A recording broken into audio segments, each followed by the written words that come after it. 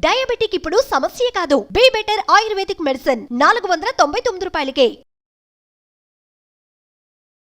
నా పేరు doctor CL Venkatrao.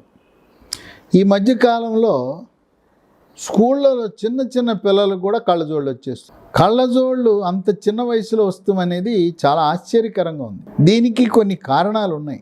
సమతుల్యమైన పౌష్టికాహార లోపం ఒకటైతే, మరొకటి ఈ సెల్ ఫోన్లు వచ్చినాయి. ఆధునిక యుగంలో సాంకేతిక విప్లవం సెల్ ఫోన్. ఒక్కొక్క ఇంట్లో ఒక్కొక్క వ్యక్తికి 1-2 ఫోన్లు. కొంతమంది అయితే వాట్సాప్కి ఒక ఫోను, మాట్లాడుకోవడానికి ఒక ఫోను, ఒకటి చిన్న ఫోను, పెద్ద ఫోన్, ఇలా మనిషికి 1-2 సెల్ ఫోన్లు, 1-2 సిమ్ కార్డులు ఉంటున్నాయి. పిల్లలు కూడా అడిగి తీసుకుంటున్నారు, మాకు కావాలి సెల్ ఫోను, సిమ్ కార్డు. ఈ పిల్లలు రాత్రిపూట పడుకున్నట్టుగా నటిస్తారు. తల్లిదండ్రుల కళ్ళు కప్పి లైట్లు తీసేసి బోల్ట్ వేసుకుని చీకట్లో వాట్సాప్లు చూస్తుంటారు, చీకట్లో సందేశాలు పంపిస్తుంటారు. ఆ విధంగా చీకట్లో సెల్ ఫోన్ వినియోగం వల్ల కళ్ళజోళ్ళు వచ్చే అవకాశం ఉంది, కంటి సమస్యలు కూడా ఉత్పన్నమయ్యే అవకాశం ఉంది. మనం పేపర్ చదివినా, పుస్తకం చదివినా కంటికి, పుస్తకానికి, పేపర్కి కనీస దూరం పాటించాలి. పాపం కొంతమందికి ఇళ్లలో అందరికీ రోజున, పేదవాళ్ళ ఇంట్లో, మధ్యతరగతి అందరికీ కూడా ప్రతి ఇంట్లో టీవీలు ఉన్నాయి. టీవీలు లేని ఇల్లు లేదు. అలాగే ఫ్రిడ్జులు కూడా అందరికీ ఉన్నాయి. మన జీవన ప్రమాణాలు పెరిగాయి. భారతదేశం అభివృద్ధి చెందుతున్న దేశం. చిన్న గదిలో టీవీ పెట్టుకుంటే టీవీకి మనం కూర్చునే చూసే మధ్య దూరం మరీ తక్కువగా ఉండటం వల్ల కంటిపై ఒత్తిడి పెరుగుతుంది. కనుక టీవీకి అలాగే మనం కూర్చునే దాని మధ్యలో వీలైనంత వరకు కనీసం 2-3 మీటర్లు, ఇంకా ఎక్కువ ఉన్నా కూడా మంచిది, దూరం నుంచి చూడటం మంచిది.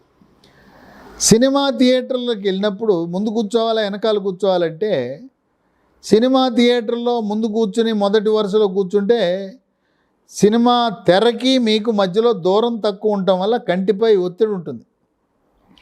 వెనుక వరుసలో ఎత్తు మీద బాల్కనీ మీద కూర్చుని చూస్తే చక్కగా కంటిపై ఎటువంటి ఒత్తిడి ఉండదు. కనుక మన అలవాట్లు మన కంటి చూపుపై ప్రభావం కనపరుస్తాయి. కంటి మీద ఎనలేని ఒత్తిడి ఉండటం వల్ల కళ్ళజోళ్ళు వస్తాయి. వచ్చిన తర్వాత కళ్ళజోడు ఒకసారి వేయించుకుంటే ప్రతి సంవత్సరము దాంట్లో పవర్ పెరగటమో తగ్గుతామో జరుగుతుంది. కనుక కళ్ళజోళ్ళు ఉన్నవాళ్ళు తప్పనిసరిగా సంవత్సరానికి ఒకసారి కళ్ళ డాక్టర్ దగ్గరికి వెళ్ళి చెకప్ చేయించుకోవాలి. ఇది పెరగచ్చు, తగ్గచ్చు. ఆ మార్పులు గమనించకపోతే కంటిపై ఒత్తిడి పడటం వల్ల తలనొప్పి వస్తుంది, ఏకాగ్రత లోపిస్తుంది, చదువులలో రాణించరు. అంతేకాకుండా పగలు రాత్రి ఎక్కువ సమయాన్ని సెల్ ఫోన్ వాడటం వల్ల సెల్ ఫోన్ నుంచి వచ్చే ఆ కాంతి కళ్ళపై ప్రభావం చూపిస్తుంది. కనుక ఆ విధంగా కూడా కళ్ళు విపరీతమైన ఒత్తిడికి గురవుతాయి. సూర్యగ్రహణము, చంద్రగ్రహణము, ఆ కిరణాలు కంటిపై పడటము మంచిది కాదు. కనుక సూర్యగ్రహణము, చంద్రగ్రహణం సమయంలో మీరు చూడాలంటే గ్రహణాన్ని టీవీలో చూపిస్తారు. టీవీలో చూడండి. ఇంట్లో కూర్చోండి, తలుపులు కిటికీలు మూసేసి సూర్యగ్రహణము, చంద్రగ్రహణము యొక్క కిరణాలు కంటి పొరపై పడటం వల్ల కంటి సమస్యలు ఉత్పన్నమయ్యే అవకాశం ఉంది. ఇక కళ్ళజోళ్ళు వీటితో పాటు నీటి కాసులు అని వస్తాయి. నీటి కాసులు అనగా వైద్య పరిభాషలో గ్లాకోమా అంటారు. కంటి లోపల ద్రవం ఉంటుంది. కంటి వెలుపల ఉండే ద్రవము కన్నీళ్ళు. అది కాదు నేను చెప్పేది. బయట మనము దుఃఖం వచ్చినప్పుడు ఆ వచ్చే కన్నీరు కాకుండా కంటి లోపల, కంటి కటకము లోపల, కటకం అంటే లెన్సు, అక్కడ కొంత ద్రవం ఉంటుంది. ఆ లోపల కంటి లోపల ఉండే ద్రవము యొక్క పీడనాన్ని పెరిగినప్పుడు దాన్ని గ్లకోమా అంటారు, నీటి కాసులు అంటారు. అలాగే చాలామంది వయసు పెరిగిన తర్వాత శుక్లాలు వస్తాయి.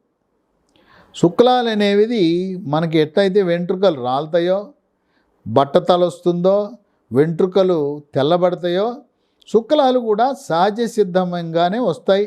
అదేం జబ్బు కాదు.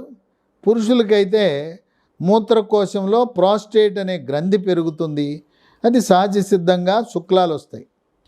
కంటి సమస్యలను నివారించటానికి, కళ్ళజోళ్ళ అవసరం లేకుండా ఉండటానికి 10 రకాల ఆహార పదార్థాలు ఉన్నాయి. ఇవి క్రమం తిప్పకుండా తినండి, కళ్ళజోళ్ళ అవసరమే ఉండదు. 1 క్యారెట్. పచ్చి క్యారెట్ని రోజు తినచ్చు. రోజు 1 క్యారెట్ తింటే కంటి జబ్బులు రావు. క్యారెట్ పైనుండే తోలు కూడా తినచ్చు. పచ్చి తినచ్చు, కూరల్లో తినచ్చు, పప్పుచారు సాంబార్లో వేసి తినచ్చు. క్యారెట్లో విటమిన్ ఏ చాలా అధికంగా ఉంటుంది. విటమిన్ ఏ అధికంగా కలిగిన ఆహార పదార్థాలు తింటే కంటి చూపు మెరుగుపడుతుంది. ఇక 2 అవకాడో పండు. ఇది పట్టణాల్లో నగరాల్లో దొరుకుతుంది, కొంచెం ఖరీదు. పండు 100 రూపాయలు ఉంటుంది. ఇది అవకాడో లోపల వెన్నపూసలా ఉంటుంది. ఆ కండ తినాలి.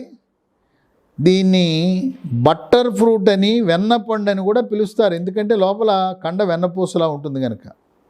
అవకాడో పండు గ్రామాల్లో గ్రామవాసులకు తెలవదు, పట్టణాల్లో ఉండే వాళ్ళకి చూసుంటారు. ఇక 3 కోడిగుడ్లు. ఉదయాన్న ప్రతి ఒక్కరూ తప్పనిసరిగా ఉడకబెట్టిన కోడిగుడ్డ, ఆమ్లెట్టా, పొరుటా, అబ్బాయిలు ఏదో ఒకటి తినండి. తింటే దాంట్లో పోషక విలువలు ఉండటమే కాకుండా కడుపు దండిగా ఉంటుంది, త్వరగా ఆకలి అవ్వదు, పొట్ట నిండుగా ఉంటుంది. ఆ విధంగా మధ్యాహ్నం వరకు ఆకలి వేయదు. కొన్ని అపోహలు ఉన్నాయి కోడిగుడ్డ అనగానే. కొంతమంది తెల్లసొన తినేసి లోపల ఉండే పచ్చసొన, ఆ చందమా లాంటిది బయట వారేస్తారు. ఎందుకు? వాళ్ళకి భయం. కోడిగుడ్డు పచ్చసొన తింటే బరువు పెరుగుతారనేది అపోహ మాత్రమే. బరువు పెరగరుగాక. ఇంకా కొంతమంది పచ్చసొన పసుపు రంగులో ఉంది, ఇది రక్తంలోకి వెళ్ళిపోయి నా కొలెస్ట్రాల్, ట్రైగ్లిజరైడ్ పెరిగిపోతాయనే ఒక అపోహ. పచ్చసొన, చందమామ తినటం వల్ల కొలెస్ట్రాల్, ట్రైగ్లిజరైడ్ పెరగదుగాక.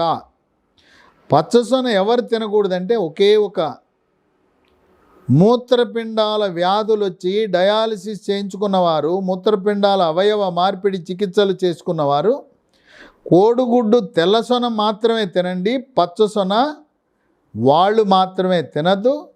అందరూ కూడా కోడిగుడ్డు పచ్చసొనతో సహా తినచ్చు. ఇక 4 బాదం పప్పులు. రాత్రిపూట 6 బాదం పప్పులు నానబెట్టండి, ఉదయం తినండి. దానిపై పొట్టు మాత్రం తీయటం మరవద్దు. పొట్టు తినకూడదు. బాదం పప్పుపై ఉండే పొట్టు తీసి తెల్లగా ఉండే బాదం పప్పు మాత్రమే తినండి. 5 బ్లూబెర్రీలు. బ్లూబెర్రీ పండ్లు కానీ, ఎండిపోయిన బ్లూబెర్రీలు నీళ్ళలో నానబెట్టుకొని కానీ తీసుకోవచ్చు. ఇక 6 ఆకుకూరల్లో బ్రకోలీ, క్యాబేజీ, క్యాలీఫ్లవర్, వీటిని క్రూసిఫెరస్ కూరగాయలు అంటారు. వీటిలో కూడా విటమిన్ ఏ సమృద్ధిగా ఉంటుంది. ఇక 7 చేపలు. చేపలు వారానికి 2 రోజులు తినండి. చేప పులుసే తినండి. ఇగురు, వేపుడు, రోస్టు, ఫ్రై తినటం వల్ల చేపల్లో ఉండే పోషక విలువలు, విటమిన్లు, ఖనిజ లవణాలు నశించి నిర్వీర్యమైపోతాయి కనుక పులుసు మాత్రమే తినాలి. 8 సిట్రస్ జాతికి చెందిన చీనీ పండ్లు, బత్తాయి రసంగా తాగవలసింది. బత్తాయి, చీనీ పండు తినండి, తొనలు తినండి, గింజలు ఉయ్యండి. ఆ పిప్పి తుక్కును కూడా లోపలికి మింగాలి. రసము తాగటం మంచిది కాదు. 9 ఆకుకూరలో పాలకూర క్రియాశీలక పాత్ర పోషిస్తుంది.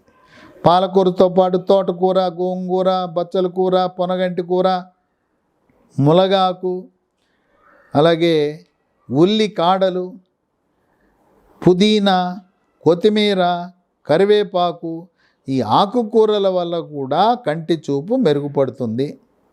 ఇక 10 మొక్కజొన్న, కండి, పొత్తు, మక్కలు.